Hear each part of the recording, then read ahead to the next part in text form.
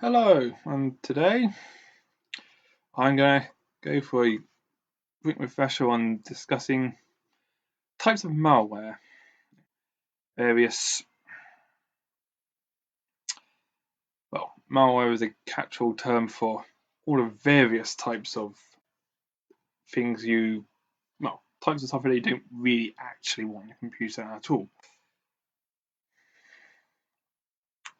Now, what, of course, as a concept started with viruses, has expanded over the years into a much broader selection of various threats, such that most of your, what would be referred to as antivirus programs are not, don't actually call themselves antivirus anymore. It's like internet security or defender. It's because the because there's a lot more generally broader categories. And a lot of these antivirus programs also generally protect from other threats, such as a website that's not as genuine as it claims to be. So, the first one, of course, to discuss is, the virus.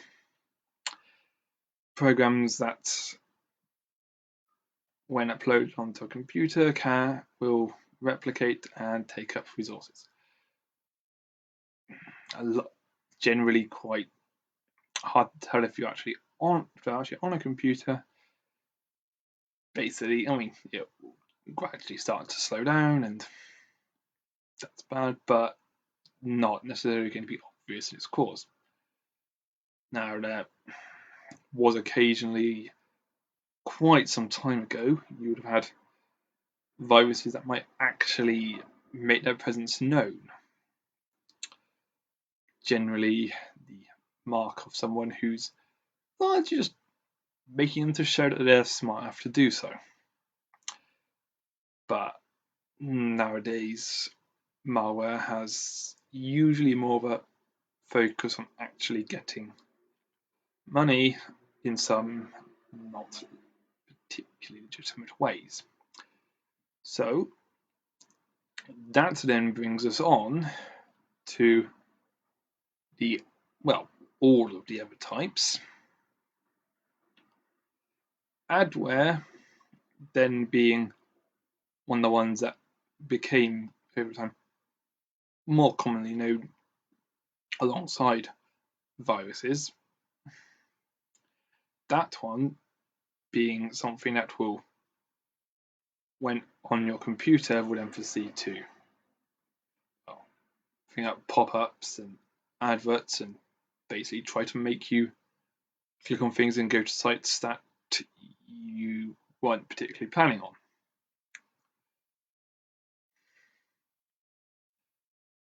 Generally, there was separate programs to remove these because these became a fairly new thing that was not quite the same as viruses, but most protection software is going to cover all of the various options nowadays.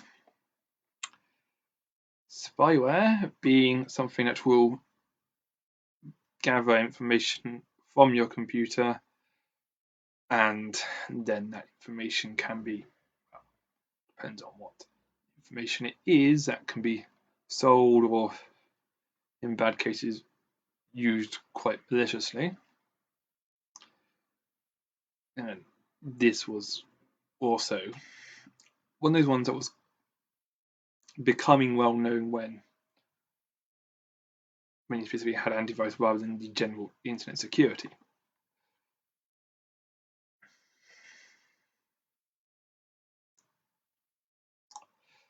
Another one that is also more common, but is different in that it doesn't hide its presence from you so much, is scareware, which well, it's going to tell you, it says basically it masquerades as a fake antivirus program that has mysteriously appeared on your computer without anyone installing it, which is a very suspicious thing to happen, and it will tell you your computer's infected, which is technically true, but they will not be particularly honest about getting it actually off your computer, because the supposed antivirus has somehow,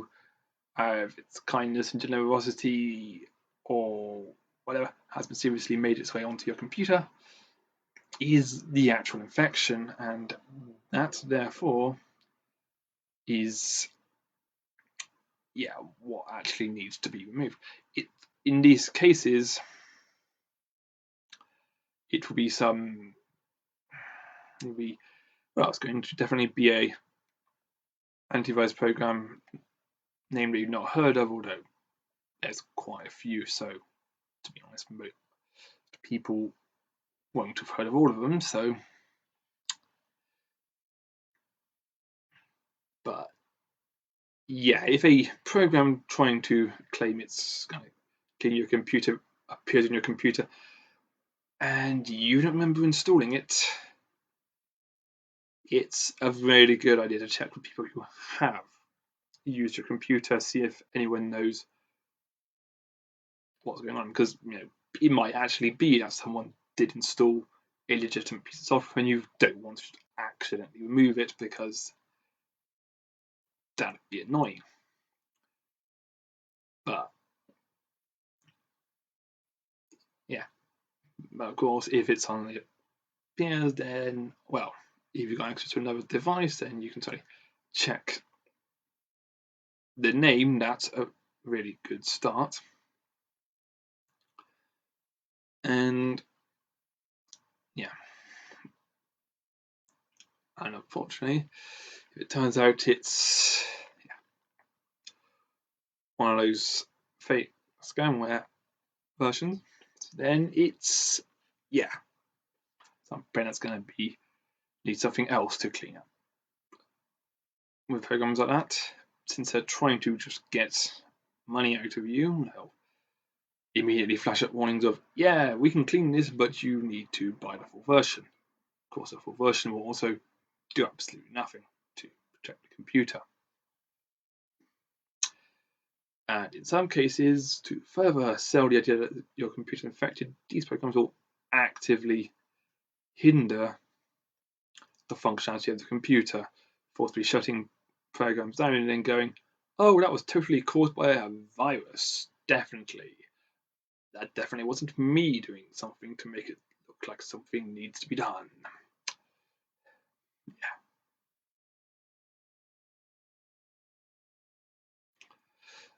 Of the more of the other well-known types, there's also ransomware, which really got into the news with the WannaCry incident, which is not particularly the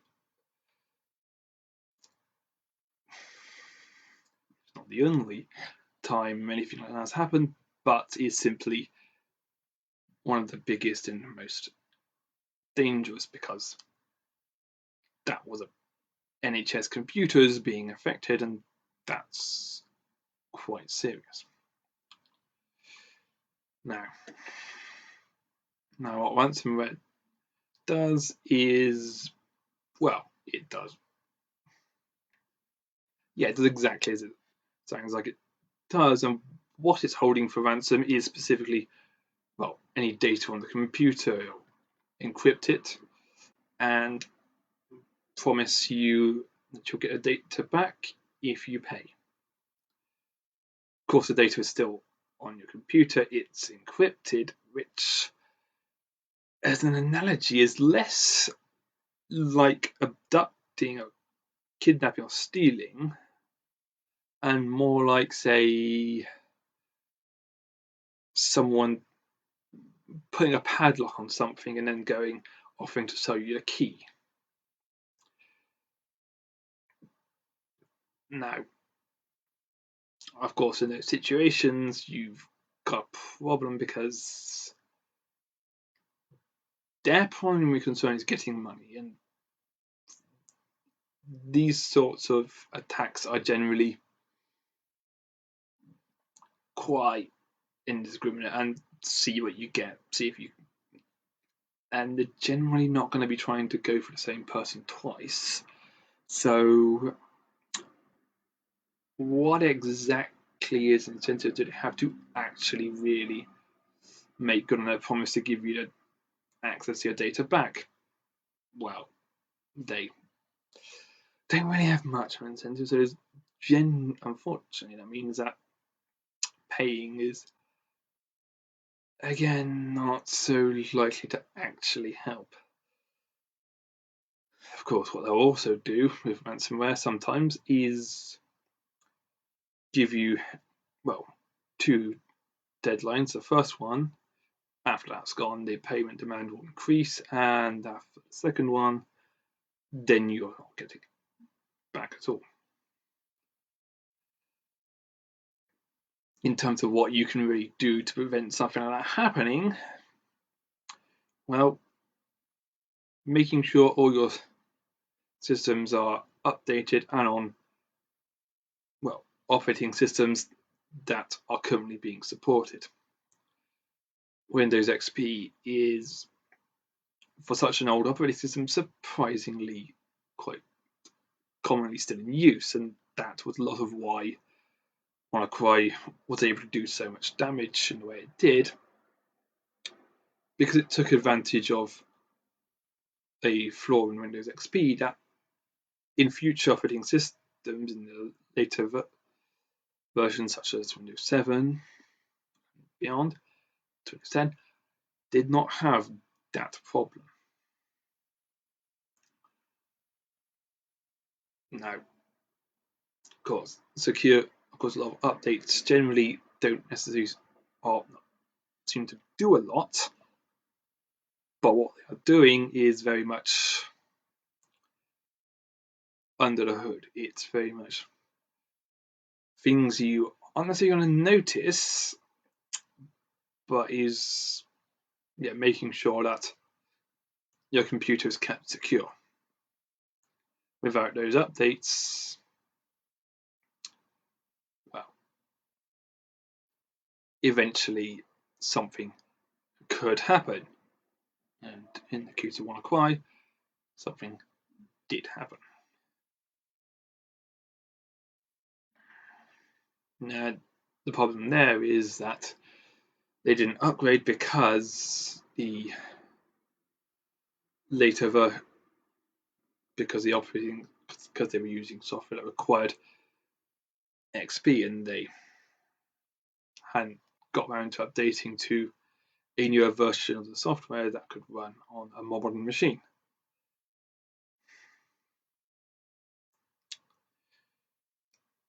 I mean, in any case, it's really important if you're handling data like this to make sure that data is backed up. That way, if something goes wrong, well, if something like that happens, if that data is lost, you've got the backup to restore from. And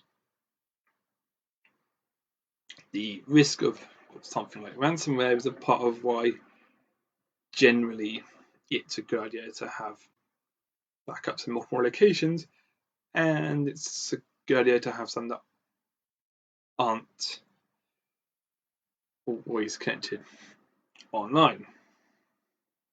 Of course, it's also useful to have fully automated backup stations, which will also tend to include ransomware protection built into them as well, because that's quite important.